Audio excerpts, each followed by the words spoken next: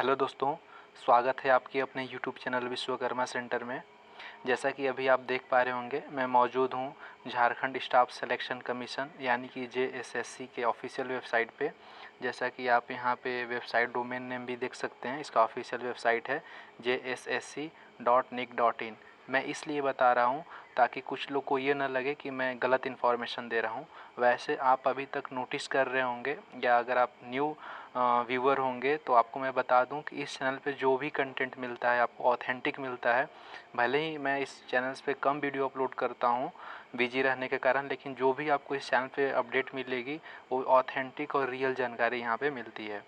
तो चलिए मैं आपको इसलिए इस वेबसाइट पे लाया हूँ कि झारखंड में जो ITI इंस्ट्रक्टर की वैकेंसी आ गई है, जिसे ट्रेनिंग ऑफिसर बोलते हैं या इंस्ट्रक्टर बोलते हैं, यानी कि ITI कॉलेज में जो टीचर होते हैं, इंस्ट्रक्टर होते हैं, उनकी वैकेंसी आ गई है। तो जब आप इस वेबसाइट पे आएंगे, स्क्रॉल करके जब आप नीचे आएंगे तो देखिए यहाँ पे व्हाट्स न्यू लिखा हुआ आपको दिख रहा होगा डिस्प्ले पे। जैसे कि मैं आपको हाईलाइट कर देता हूँ, देखिए यहाँ पे। फिर यहाँ पे देखिए आपको सिंपली दिख रहा होगा व्यू ऑल का। तो आप जो व्यू ऑल पे क्लिक करेंगे तो आपके सामने ये देखिए इस तरह से टैब ओपन होगा, और आपको यहाँ पे सबसे ऊपर भी देखने को मिल रहा होगा, यहाँ देखिए JITOCE Jharkhand ITI instructor training officer की जो ये रेगुलर वैकेंसी भी आई है और कुछ बैकलॉग वैकेंसी भी आई है।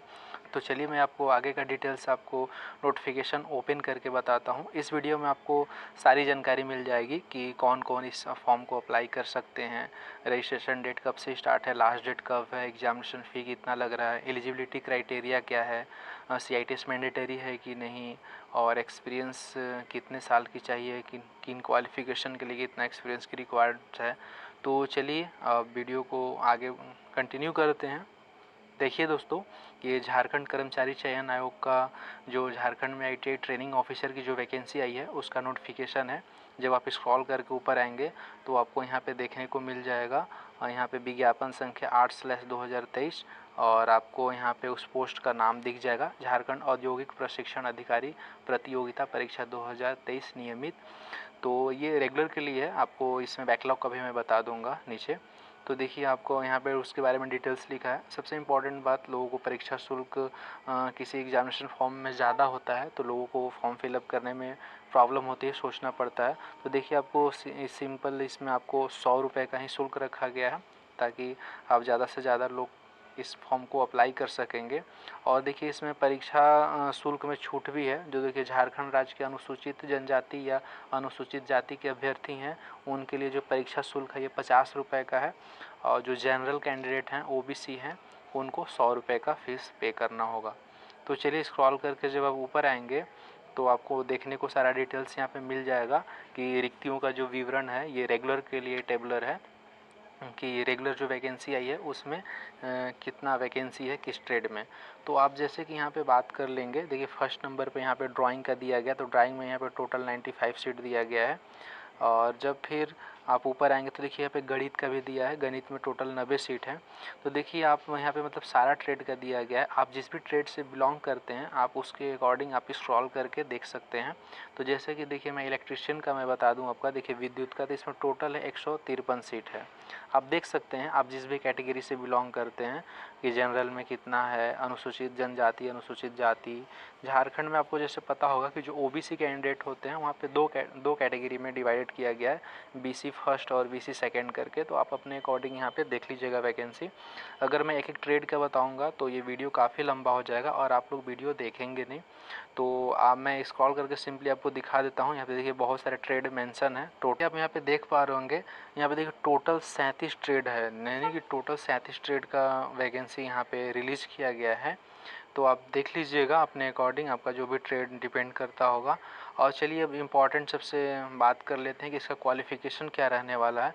तो चलिए मैं आपको एक ट्रेड का दिखा देता हूँ। सबसे इम्पॉर्टेंट यही है कि कौन लोग इस फॉर्म को एलिजिबल हैं, कौन लोग इस फॉर्म के लिए आवेदन दे सकेंगे। तो देखिए प्रशिक्षण अधिकारी विद्युत के लिए है, जो इसका लेवल होता है, लेवल देखिए आपकी जो सैलरी रहेगी लेवल 6 की रहेगी। आपको जो 35,400 लेकर के 1,12,400 के बीच में आपकी रहेगी।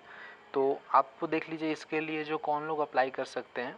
देखिए जितने भी इसमें डिग्री कैंडिडेट हैं, वो जैसे इलेक्ट्रिकल के लिए EE हैं या EEE हैं, इलेक्ट्रिकल इंजीनियरिंग या इलेक्ट्रिकल इंजीनियरिंग एंड इलेक्ट्रॉनिक्स जो कि रहते हैं वो या तो जो डिप्लोमा में इलेक्ट्रिकल किए हुए हैं वो भी अप्लाई कर सकते हैं, और जो ITI किए हैं वो भी अप्लाई कर सकते हैं। लेकिन इसमें बस ये कंडीशन होता है एक्सपीरियंस का। तो देखिए यहाँ पे आप, चलिए मैं नोटिफिकेशन से ही आपको दिखा देता हूँ। देखिए जो फर्स्ट नंबर में जो बात किया गया है डिग्री कैंडिडेट के लिए बात किया गया है, तो जो जितने भी डिग्री कोर्सेस होते हैं जो लाइक BE या BTech, तो उनके लिए देखिए जो एक्सपीरियंस का जो रहता है क्राइटेरिया, उनके लिए यहाँ देखिए दिया गया है संबंधित क्षेत्र विषय में 1 वर्षीय अनुभव। यानी कि आपको औद्योगिक हो सकता है या इंस्टीट्यूशंस का जो एक्सपीरियंस होता है आपको 1 साल का शो करना होगा। फिर देखिए यहाँ पे ये डिप्लोमा के लिए बात किया गया है, डिप्लोमा आपने इलेक्ट्रिकल से किया है तो देखिए उसमें भी होता है। इसमें देखिए संबंधित क्षेत्र विषय में 2 वर्षीय कार्य अनुभव, यानी कि डिप्लोमा कैंडिडेट को 2 साल का एक्सपीरियंस चाहिए। और देखिए यहाँ पे ये जो है उसके बाद ITI के लिए बात किया गया, उनके लिए देखिए आपको यहाँ पे 3 साल का यहाँ पे अनुभव चाहिए। तो आपको पता चल गया होगा कि किस क्वालिफ़िकेशन के लिए कितना एक्सपीरियंस चाहिए।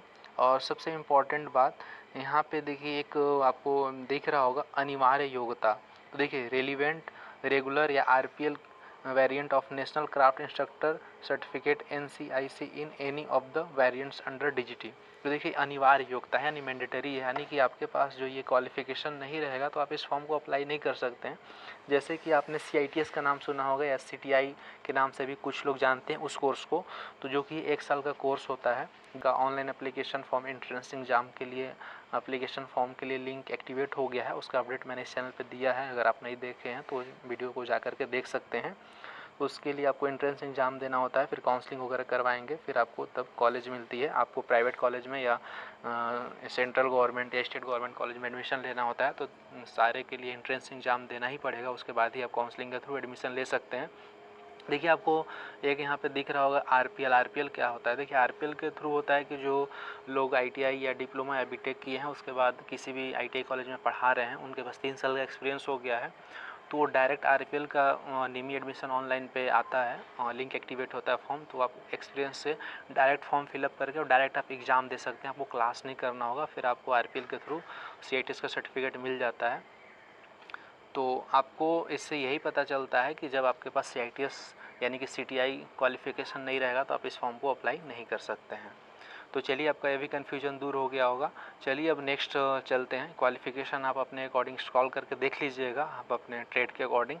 इस PDF को मैं अपने टेलीग्राम ग्रुप में पोस्ट कर दूँगा, आप वहाँ से डाउनलोड करके पढ़ लीजिएगा। और अभी तक आप मेरे टेलीग्राम चैनल ग्रुप को नहीं ज्वाइन किए हैं तो ज्वाइन कर लीजिएगा।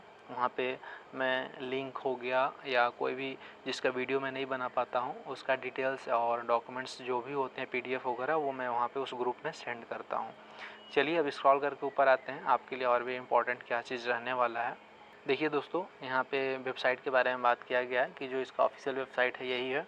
और देखिए यहाँ पे देख सकते हैं क्रम संख्या प्रशिक्षण अधिकारी, जो आपकी जो न्यूनतम उम्र सीमा की गणना आपका 1/8/2023 यानी कि 1 अगस्त 2023 से की जाएगी, और जो अधिकतम उम्र सीमा है वो आपका 1/8/2019 से की जाएगी। तो आप इस चीज़ का ध्यान रखेंगे। और इस वैकेंसी में आपको एलिजिबल होने के लिए आपका न्यूनतम उम्र सीमा कम से कम 21 साल होना ही चाहिए, तभी आप इस वैकेंसी के लिए ऑनलाइन आवेदन दे सकेंगे।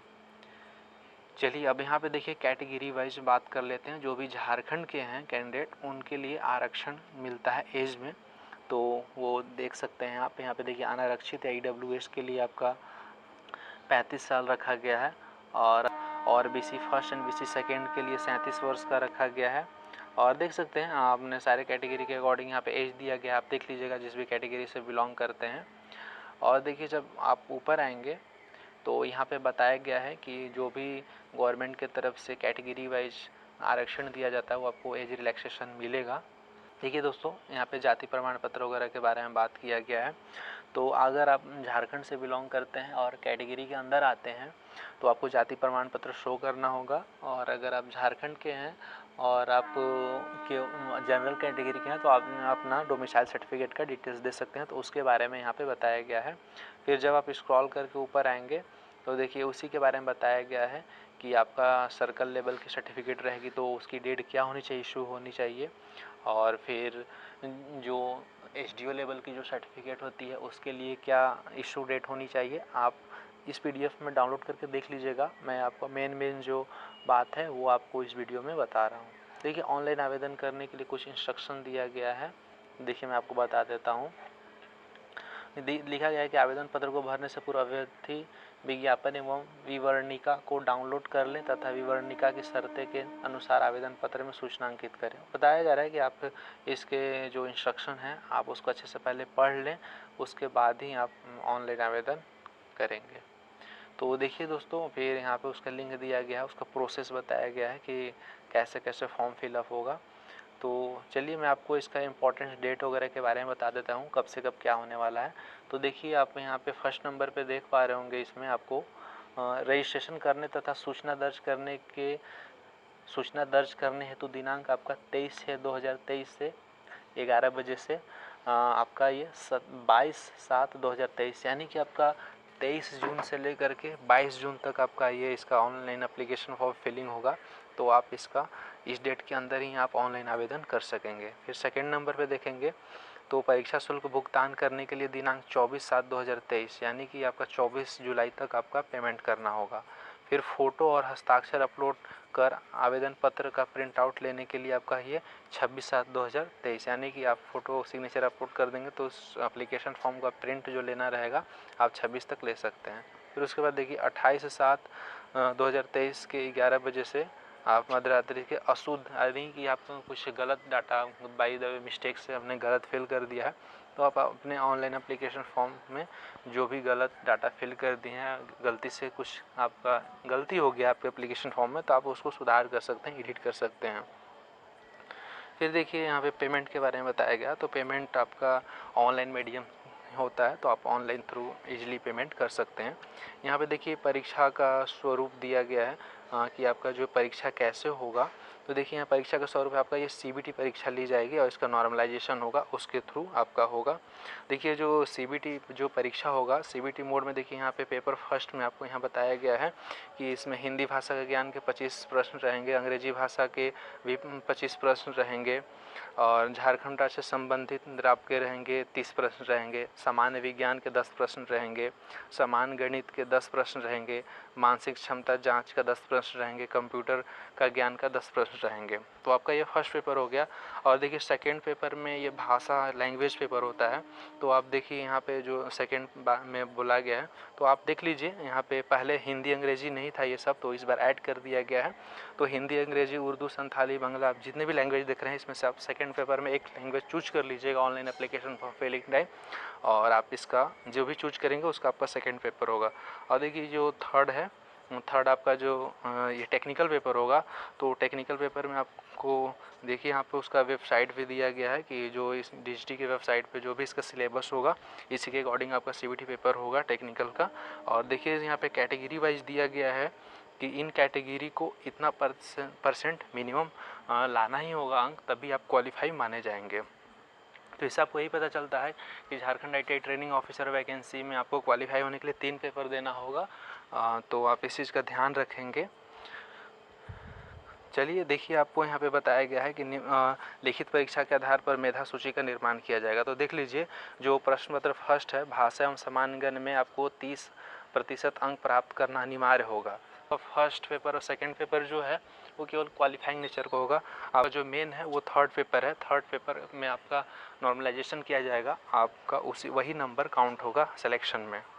तो देखिए दोस्तों लगभग मैं आपको बता दूं कि इस बार जो नोटिफिकेशन जारी हुई है झारखंड में अदर वैकेंसी की भी जो भी नोटिफिकेशन जारी हो रही है उसमें अदर स्टेट वाले कैंडिडेट भी अब अप्लाई कर सकते हैं। पिछले नियमावली में बैरियर था कि 10-12 वहीं से होना चाहिए, जो झारखंड के थे उनके लिए तो नहीं था, इशू था। जो बाहर के कैंडिडेट थे या वहाँ के लोग थे जनरल कैटेगरी के और जो बाहर से पढ़ाई किए थे तो वो फॉर्म फिल नहीं कर पा रहे थे, ओनली फॉर झारखंड के ही कैंडिडेट फॉर्म फिलिंग कर पा रहे थे। तो इस बार ओपन कर दिया गया, आप जनरल कैटेगरी के अंदर अगर झारखंड राज्य से बाहर के भी हैं तो जनरल कैटेगरी के अंदर आप फॉर्म अप्लाई कर सकते हैं, तो आपके लिए बेनिफिशियल है। तो आप इस डेट को ध्यान रखिएगा और उस डेट के अंदर आप अपना ऑनलाइन एप्लीकेशन फॉर्म फिल कर लीजिएगा और आप अपना प्रिपरेशन स्टार्ट कर दीजिए। देखिए ये वीडियो काफ़ी लंबा हो रहा है, मैं सिलेबस का नेक्स्ट वीडियो में आपको डिटेल्स बताऊंगा क्या सिलेबस होने वाला है, कि किस किस टॉपिक से क्वेश्चंस आएंगे, आप कैसे कवर अप करेंगे। उसके लिए आप मेरे चैनल को सब्सक्राइब कर लीजिएगा और वीडियो अच्छा लगा होगा तो वीडियो शेयर कर दीजिएगा। Thank you.